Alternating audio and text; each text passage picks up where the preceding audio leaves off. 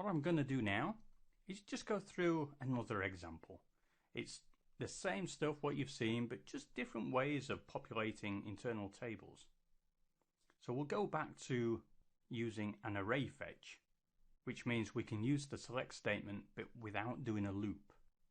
Blocks of data are transferred all together instead of one record at a time. Now at the same time, we're going to create a new internal table as well, but show you how you can create a new internal table using other statements of our app. So what I'll do, I'll create an iTab2.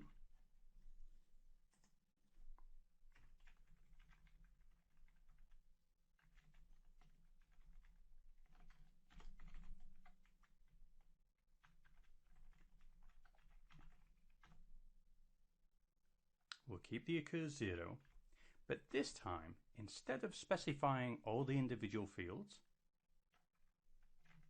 I'm going to remove those and use an include statement. So I'm going to say include structure of iTab01. Ooh, just one little error, sorry.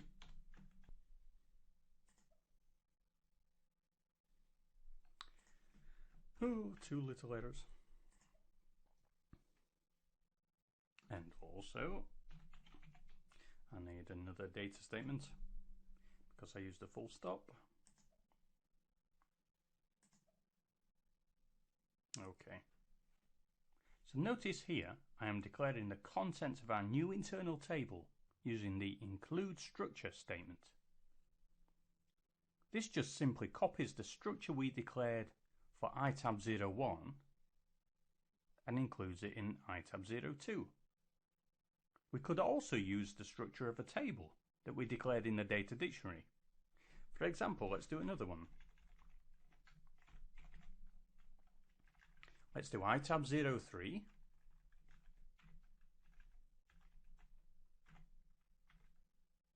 And instead of the internal table, this time I'm going to say bring in the structure of Z employees, if I spell it correctly.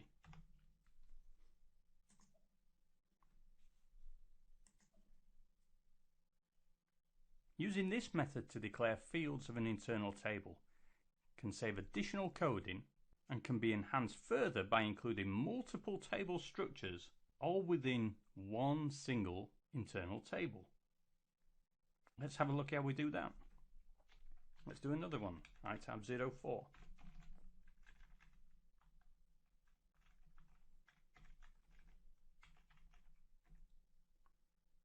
So here we have the include structure of Z employees. I can then take, well, add another include structure of iTab01. So you can see you can use this include structure statement to add various structures you have already defined or have already been defined in the system to build up your own internal table. Now this, I guess, isn't a great example because we actually have employee defined in both of our structures. So, you know, make sure your field names are unique. But you get the idea. You can just continue adding more structures, or, if you wish, include some more data statements, such as employee count of type integer. Using these techniques, you can build any internal table you want and at the same time reuse your own code. Now let's keep things simple for now. So we'll remove some of these internal tables that we've created and stick to our original one.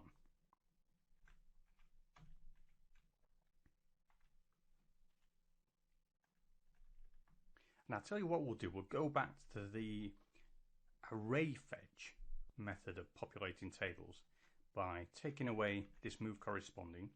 Well, I'll tell you what, I'll keep that there to save me typing.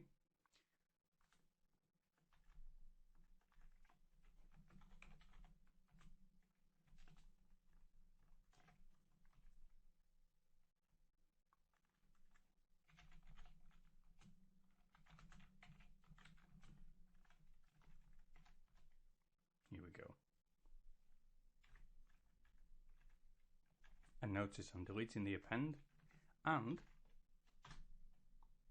the end select.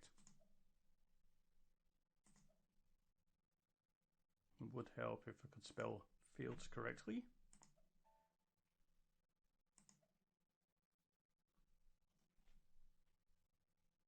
So what I want to do is I want to run through this again because this is quite an efficient method of filling your internal tables. You see, using an array fetch, we are not populating our table line by line, and we are taking away the loop generated by the select statement and end select statement. Instead, this select statement selects all the fields from our data dictionary table and moves only the fields that correspond from that table to the fields in the new internal table. This type of select statement is much faster than using a loop.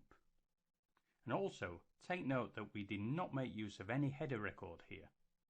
There was no need to use it because we used a block by block array fetch method to fill our table. I'll also mention that you can identify the individual fields you want to move from your source table instead of using the asterisk that represents every field. So for example, where we have the asterisk, we could then write out the field names: surname, forename, date of birth, etc.